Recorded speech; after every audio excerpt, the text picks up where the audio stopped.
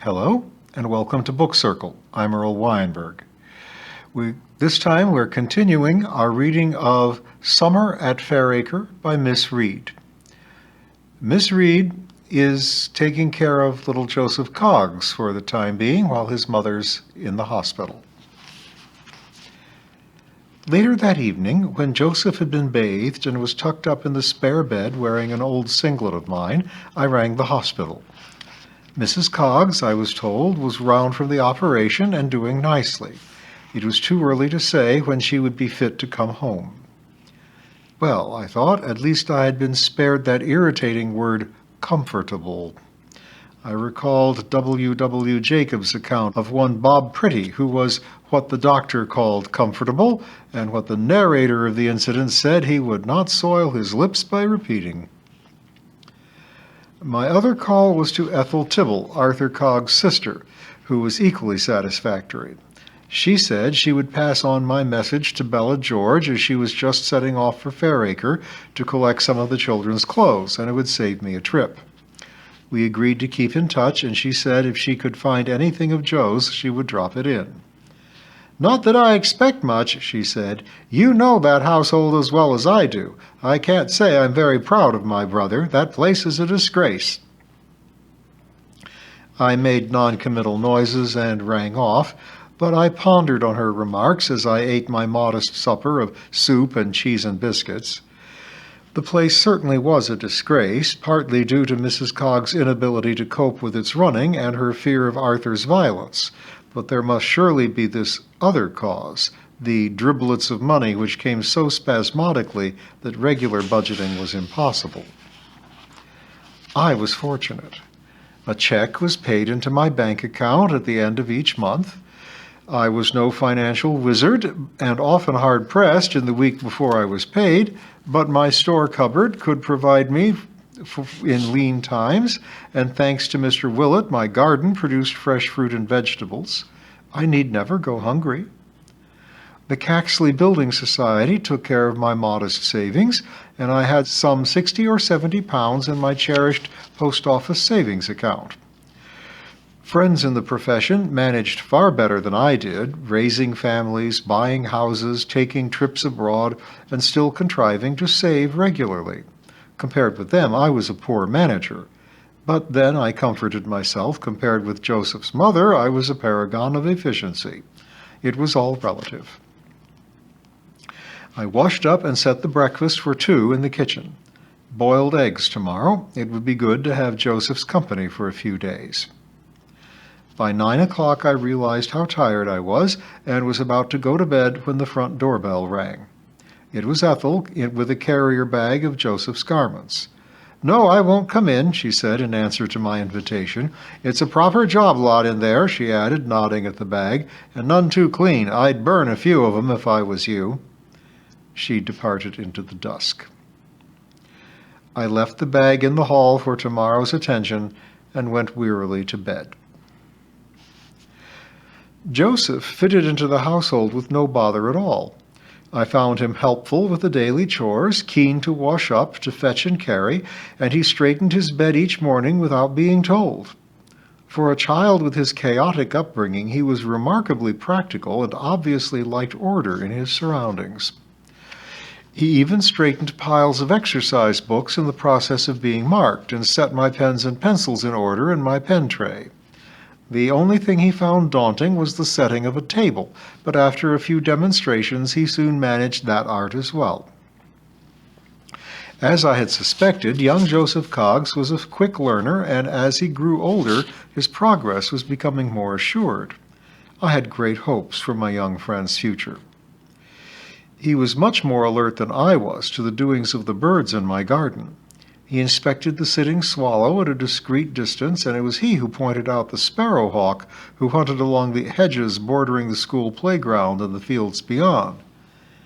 "He watches out for them little birds," he told me, "and catches 'em when they flutters away frightened. I bet he had that hen blackbird that brought off a brood in your lilac." "What makes you think that?" "Her old man keeps on singing for another mate. Been at it all the week. He was the only one feeding them young'uns, don't you see?" I had not, but obviously Joseph was keenly aware of the tragedy. Perhaps he had a fellow feeling for motherless young. Mr. Willett confirmed Joe's findings. He also told me that he had a white throat nesting in his garden and promised to take the boy to see it. I was glad that the child was so happy in his new surroundings. It looked as though his mother would be in the hospital rather longer than we had thought. The trouble seemed to be diverticulitis, and it was plain that her general poor health would retard her recovery. We could only hope that enforced rest and proper diet would be of benefit to her eventually. Bella George, Ethel Tibble, and I had all visited her and given her news of the children. It seemed to me that she was hardly aware of any domestic problems left behind at Fairacre, and although she thanked all of us in a vague way, I suspect that she was in such a debilitated state that anxiety was beyond her powers. It was better so. One evening I was helping Joseph with a mammoth jigsaw puzzle to the neglect of a pile of ironing, when the doorbell rang and Henry Mawne appeared beaming in the doorstep. "Now what?" I thought, ushering him in. "Ah, a young visitor," he cried, espying Joseph perched on his chair at the table. "Yes, he's staying here for a little while," I told him. Henry began to rummage in his pockets and finally produced 2 dog-eared tickets. "For my 2 lectures," he explained. "I'll pick you up in good time, and perhaps you would look after my notes for me?" I was taken aback. "But I thought I had explained that I shouldn't be able to come," I cried. Obviously, this wretched fellow was not going to take no for an answer. Joseph's eyes went from one to the other of us with intense interest. "Well, I hadn't taken that in, I must say. Surely you can arrange things so that you can look after me? I'm really relying on you." "It's quite impossible," I said firmly. "Won't Elizabeth be back by then?" Very doubtful indeed." He looked at me speculatively. "What are you doing on those 2 evenings, anyway?" "My friend Amy has plans for me," I said. It was half true, anyway. I decided to carry the war into the enemy's camp. Why not find someone who is free? There must be several keen bird people at your meetings who would be far more competent than I am to help you. "Perhaps Miriam Quinn would enjoy my lectures," he hazarded. "She's very busy, I know," I said hastily, supporting my unsuspecting friend. "I think I'll trot round there while I'm out and just see if she will be free," he said, picking up the tickets. "I'm so disappointed you can't come. I really feel quite let down." I made no reply, but accompanied him to the door. As soon as he had shut the gate, I rushed to the telephone and rang Miriam. "Well, many thanks for the warning," she said cheerfully. "I shall pay a hasty visit to the wood and pick primroses until the coast is clear." "Why don't you like that man?" asked Joseph when I returned. I did not propose to answer this direct question with a direct lie, nor, for that matter, with a direct truth. "Here," I said, bending over the table, "let's fish out all the blue bits and get the sky done before bedtime." We went over to the school the next morning. I found 3 children, whom I did not at first recognize, sitting in a row at the front desk. Mrs. Pringle, immense in a flowered overall, emerged from the infants' room, dustpan in hand. "Millie's lot," she said. "Just for the day, like you said. She's up home giving Basil a good clean-up. Left him hollerin' something awful, didn't us?" The 3 little Pringles nodded silently. I was relieved to see that their noses were not running. It made a pleasant change. No doubt Mrs. Pringle had recently attended to this item of personal hygiene. "Minnie says she ought to be back about 2 or 3, went on my cleaner, "but you know hospitals. Time stands still, as they say. Anyway, I've left a pound of sausages at the ready, and I only hope she don't burn the pan." "Well, we'll look after these 3 for the day," I told her. "Miss Briggs can have the smallest, and these 2 can stay with me." Mrs. Pringle advanced upon the trio, holding out her hand to the youngest. Without warning, all three drew back their heads and began to emit ear-splitting yells. Leave them, I begged Mrs. Pringle. I'll see to it later. They can stay as they are for prayers. Obviously, the Pringle Brigade was going to be a somewhat disruptive element in our normal routine. Joseph, standing by my desk, broke this silence. I reckons they could do with a sweet, he remarked conversationally. He made for the cupboard, which holds the boiled sweet tin. Not a bad idea, I said as he undid the lid. Expectancy was in the air. The room was blissfully quiet. Even Mrs. Pringle stood transfixed, watching the boy. And take one for yourself, Joe, I said to my ally. Chapter 8. The Strange Behavior of Amy. 2 days later, Amy arrived to take me to a piano recital at the Corn Exchange, one of the highlights of the Caxley Festival. Kind Alice Willett had offered to sit in with young Joseph and arrived laden with enough knitting to keep her hands occupied for 3 weeks, let alone 3 hours, and I went off with an easy conscience. Amy was unusually subdued, I thought, as we drove to Caxley. I've had a slight headache for the last 2 days, she admitted. Nothing much. I'm only glad we haven't got to sit through Wagner played at full orchestra. A nice tinkly bit of Mozart on the piano is just about right. Are you sure you're up to it? I'm quite happy to give it a miss, you know. No, indeed. It's a good program, light and melodious, thank God. I'm looking forward to it. We drove in silence until we approached Caxley. There is just one thing, she said at last. I don't think I'll be able to go with you to the outdoor sculpture exhibition. If I give you the tickets, can you find a companion? I explained about Joseph. Could she find 2 other people? Of course, she replied. She sounded rather relieved. I believe it's going to be a permanent display eventually, so perhaps we can go later in the summer.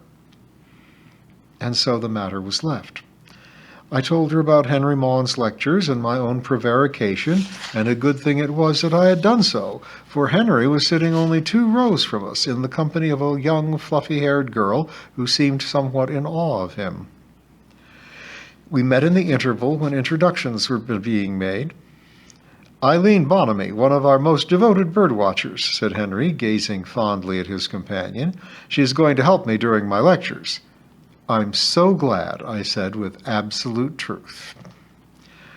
Miss Reed was already engaged with you, I believe, said Henry, turning to Amy. Yes, indeed, said that stalwart friend. As you know, she is always in great demand. We were saved by the bell, summoning us back to our places. Thank you, Amy, I said, for coming to the rescue. No doubt you'd do the same for me, replied Amy.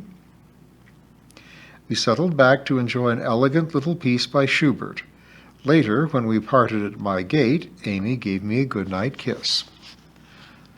I may not see you for a bit, she said, so look after yourself. By the way, have you looked out for that die for the awful man? I'd forgotten all about him.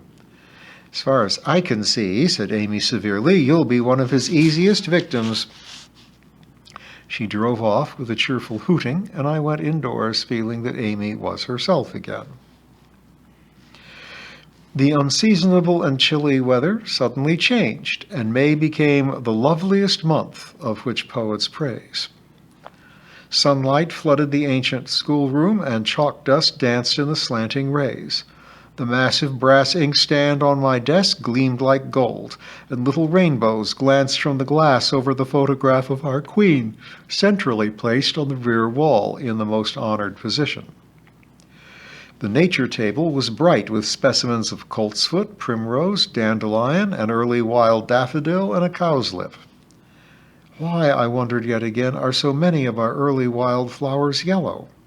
No one seems to know. The cherry tree in the post office garden dangled white flowers, and everywhere it seemed the fruit trees were breaking into a froth of blossom and tender green leaf. The lilac bush in the most sheltered corner of my garden was in full bloom, and the heady scent floated up to my bedroom window in the warm nights. This old-fashioned pale mauve variety was always ahead of its more sophisticated companions, the white and the dark purple. It meant that the schoolhouse garden was fragrant for several weeks, for by the time the first blooms had turned rusty, the others followed with their own scent. Later still, the double white Philadelphus, or mock orange blossom as the Fairacre folk call it, would continue to delight our noses. It grows by my compost heap and obviously enjoys its nourishment from that less pleasantly odorous source. I had planted double dwarf tulips in the urn in front of the house. It is hopeless to grow the stately tall variety in this windswept quarter. I have seen a splendid row of scarlet beauties, tall and straight as guardsmen, flattened in 10 minutes by a sudden onslaught of mighty wind from the downs. I learnt my lesson early here, and this year the short rosy tulips held their own against the elements and delighted all who saw them. Even Mr. Willett admired them, calling my urn a brave show. We all thrived in the sunshine. Tibby basked in the shelter of a hedge. Even the little birds, now finding enough chalky dust for a bath, were ignored as they performed their toilette. One of the most welcome visitors to the school during this halcyon period was my pupil Ernest's tortoise. This hardy reptile survives even our cold Fairacre winters, and always comes to school for a spring visit after he has emerged from his hibernation in a box of straw under the stairs of Ernest's cottage. He lumbers around the room, thumping his shell against the legs of the desks, accepting a morsel of fruit or a young leaf now and then, and generally adding his tribute to the coming of fair weather. I was reminded of Gilbert White's tortoise, which he observed so lovingly at a village near Lewes. He noted that the tortoise, like other reptiles, has an arbitrary stomach and can refrain from eating as well as breathing for the greater part of a year. We do not see Ernest's tortoise regularly enough to test Gilbert White's assertion that it makes an excellent weather glass.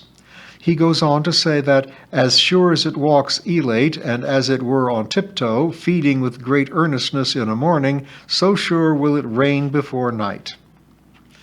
Sometimes I think it would be a good idea to have a permanent tortoise on the strength.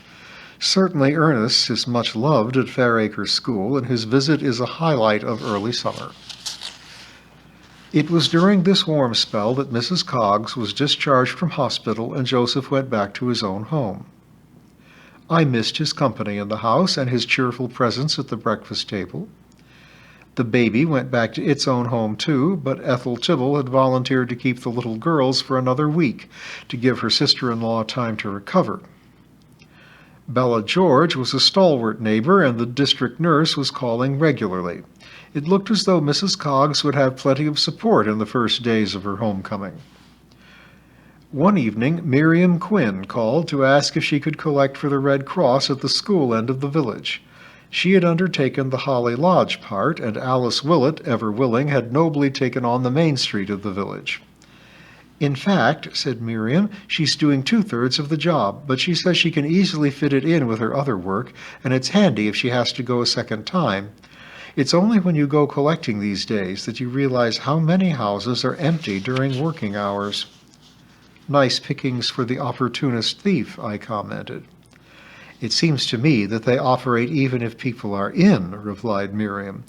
Joan Benson had her week's groceries lifted, basket and all, when she was upstairs taking off her coat. Joan Benson had once owned Holly Lodge, where Miriam lived in the annex. She had sold it to David and Irene Mawne, who now lived there, and had gone to live near her daughter in Sussex after her husband's death. We all missed her in the village, and I was pleased when Miriam told me that she was coming to stay with her for a few days. Do bring her round one evening, I said. I'd love to. She hesitated for a moment and then went on. It would be an enormous help to me if she could call after school one day, perhaps. Of course. Any day she likes. I'm here at 4. The thing is, I'm going to be unexpectedly busy during that week, preparing for a business conference. Joan understands, but I feel I'm being somewhat neglectful. I assured her truthfully that Joan Benson would be welcome at any time.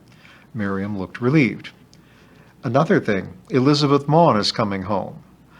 Now that is good news. I've had 3 phone calls from Henry this week, and my excuses are getting thinner every time. Did Irene speak to him, or to Elizabeth? Luckily, there was no need. You know the fluffy little thing who was hanging on his words at the lecture? Eileen something? Bonamy.